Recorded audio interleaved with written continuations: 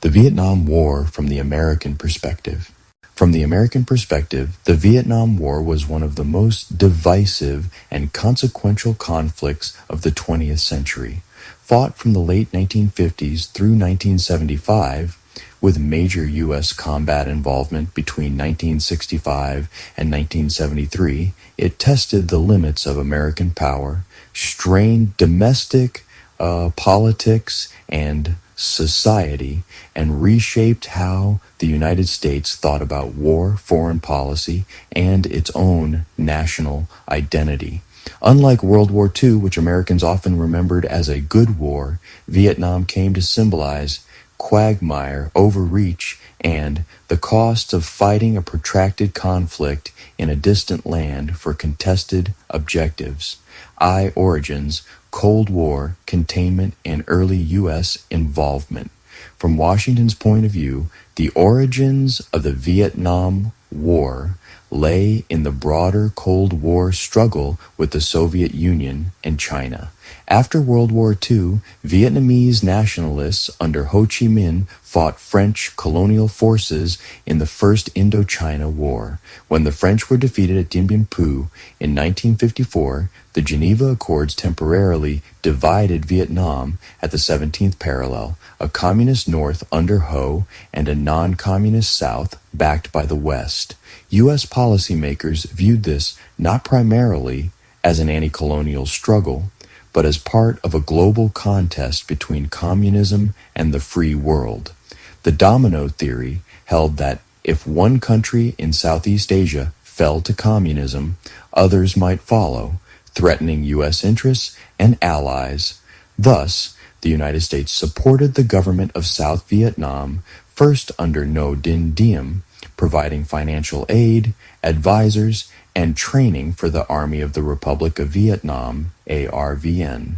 During the Eisenhower and Kennedy administrations, U.S. involvement was limited but steadily growing. American military advisors and special forces helped South Vietnamese forces, while U.S. officials encouraged political and economic reforms. However, the Diem regime was corrupt, repressive, and increasingly unpopular, especially among Buddhists. A 1963 coup, tacitly tolerated by the U.S., removed and killed Diem, plunging South Vietnam into political instability. From the American perspective, Vietnam seemed a test case of containment. Could the United States prevent a communist takeover by supporting a friendly government without deploying its own combat troops? As instability worsened and communist-led Viet Cong insurgents gained strength in the South, U.S. leaders concluded that more direct involvement would be needed. Escalation under Johnson from advisors to combat troops. The turning point came under President Lyndon B. Johnson.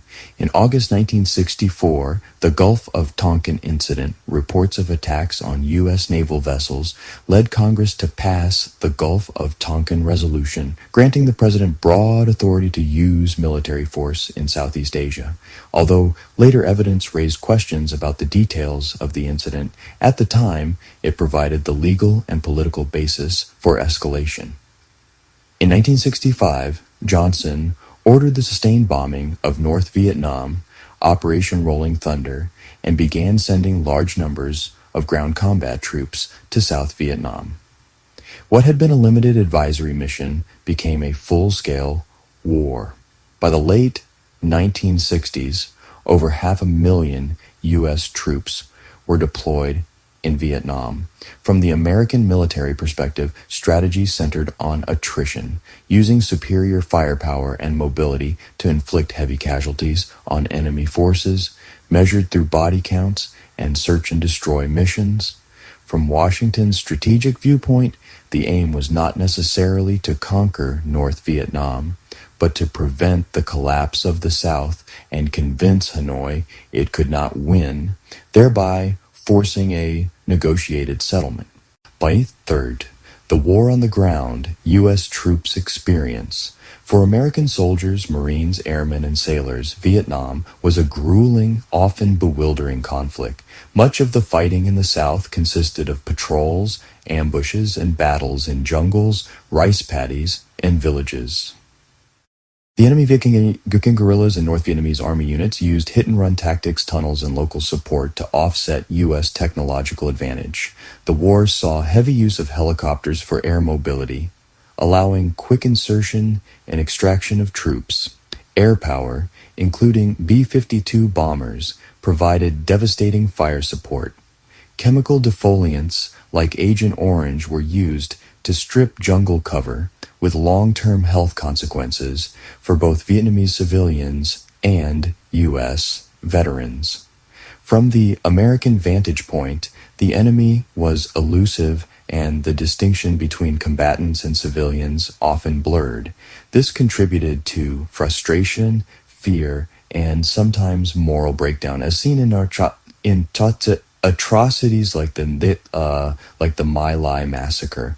For many U.S. troops, the war was less about abstract Cold War doctrines than about survival, comradeship, and the hardships of a hostile environment. IV, the home front, support, SAR, division, and protest.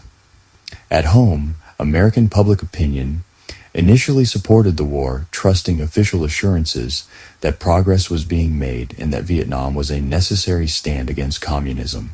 However, as casualties mounted and victory remained elusive, skepticism grew. Television coverage brought graphic images of combat and civilian suffering into American living rooms, narrowing the gap between battlefield and home front. The credibility gap between optimistic government statements and the reality on the ground widened, especially after the Tet Offensive in early 1968. Tet saw coordinated attacks by Viet Cong and North Vietnamese forces across South Vietnam, including on cities in the U.S.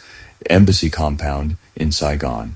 Militarily, the offensive was ultimately a costly failure for the communists, but psychologically, it was a turning point.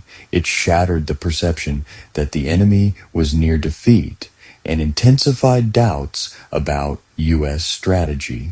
The anti-war movement expanded, encompassing students, clergy, intellectuals, civil rights leaders, and eventually more mainstream Americans. Protests, teach-ins, and demonstrations became common, culminating in massive marches on Washington and tragic confrontations such as the shootings at Kent State University in 1970. For many Americans, the war seemed not only unwinnable, but immoral, raising questions about imperialism, human rights, and the proper use of U.S. power. V. Nixon, Vietnamization, and widening the war. When Richard Nixon took office in 1969, he inherited a war that was increasingly unpopular, but politically difficult to end. His administration pledged peace with honor, withdrawing U.S. troops while preserving a non-communist South Vietnam. The policy of Vietnamization aimed to shift combat responsibility to South Vietnamese forces while gradually reducing American troop levels. At the same time, Nixon pursued a dual strategy, negotiating with North Vietnam while applying military pressure. Secret bombing campaigns and later ground incursions expanded the war into Cambodia and Laos in an effort to disrupt enemy supply routes along the Ho Chi Minh Trail. From the American leadership perspective, these moves were justified as necessary to strengthen bargaining positions. From many citizens' perspective, they appeared as dangerous escalations of an already unpopular war. The release of the Pentagon Papers in 1971, a classified government study of U.S. decisions in Vietnam, further eroded public trust. The documents revealed a pattern of misjudgments and deliberate optimism by successive administrations, reinforcing the view that the government had misled Americans about the war's progress and prospects. Diplomatically, Nixon and his advisor, Henry Kissinger, engaged in long, complex negotiations with North Vietnam in Paris, while also opening relations with China and pursuing détente with the Soviet Union, hoping to reshape the broader Cold War context. Withdrawal, fall of Saigon, and immediate aftermath. In January 1973, the United States, North Vietnam, South Vietnam, and the Viet Cong signed the Paris Peace Accords. The agreement called for a ceasefire, withdrawal of U.S. forces, and political arrangements in the South. American combat troops left Vietnam, and for many in the United States, this marked the end of direct involvement. However, fighting between North and South Vietnam soon resumed. Without U.S. air power and large-scale aid at previous levels, the South Vietnamese government gradually lost ground. In April 1975, North Vietnamese forces captured Saigon, effectively ending the war with a communist victory and reunifying Vietnam under Hanoi's control. From the American perspective, images of helicopters evacuating U.S. personnel and desperate South Vietnamese from the U.S. Embassy rooftop became symbols of defeat and humiliation. For many Americans, the fall of Saigon was a painful conclusion to years of sacrifice that seemed to have accomplished little in terms of original goals. And 7. Impact on American politics, society, and military. The Vietnam War left deep scars on American politics and society. Politically, it contributed to a crisis of confidence in government and leadership, skepticism toward official statements, sometimes described as Vietnam Syndrome, made the public, wary of future foreign interventions, and more likely to demand clear objectives and exit strategies. Congress reacted by asserting greater oversight over war powers. Passing the War Powers Resolution in 1973 intended to limit the president's ability to commit U.S. forces to combat without congressional authorization. While its effectiveness has been debated, the resolution reflected a desire to prevent another open-ended conflict like Vietnam. Socially, the war intersected with and intensified other movements. The civil rights movement, youth culture, and feminist activism all overlapped with anti-war protest. Veterans returned to a society divided over the war, sometimes facing indifference or hostility rather than the celebratory welcome given to World War II veterans. Many struggled with physical injuries, psychological trauma, later understood as PTSD, and difficulties reintegrating. The U.S. military also underwent significant changes. The draft, which had fueled resentment and perceptions of unfair burden sharing, was abolished, and the United States shifted to an all-volunteer force. Lessons from Vietnam influenced doctrine, training, and planning, emphasizing the importance of clear political objectives, public support, and understanding local conditions.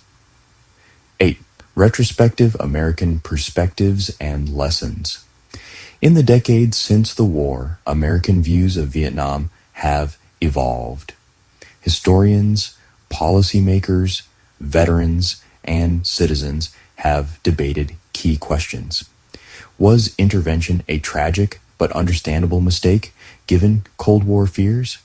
Was it fundamentally unjust, a misreading of Vietnamese nationalism as mere communist expansion? Could it have been fought differently with better results, or was failure inevitable? Many analyses highlight misperceptions. U.S. leaders underestimated Vietnamese nationalism and overestimated the monolithic nature of global communism, treating Vietnam primarily as a piece on the Cold War chessboard.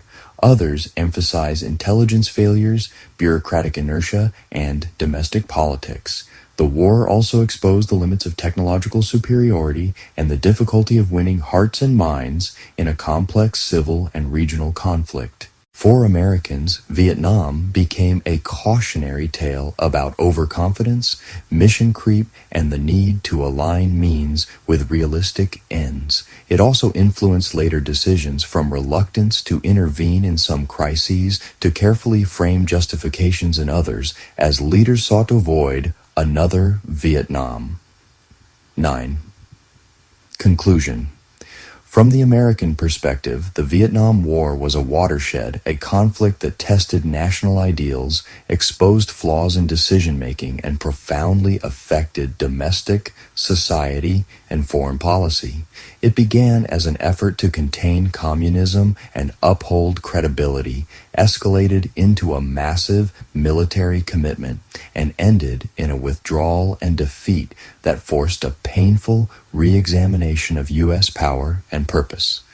The war's legacy lives on in the veterans who served, the memorials that mark their sacrifice, the films, books, and documentaries that revisit its stories, and the ongoing debates about when and how the United States should use force abroad. In that sense, Vietnam is not only a historical event, but a continuing lens through which Americans view subsequent conflicts, always asking, what did we learn, and have we truly applied those lessons? Do not add any music.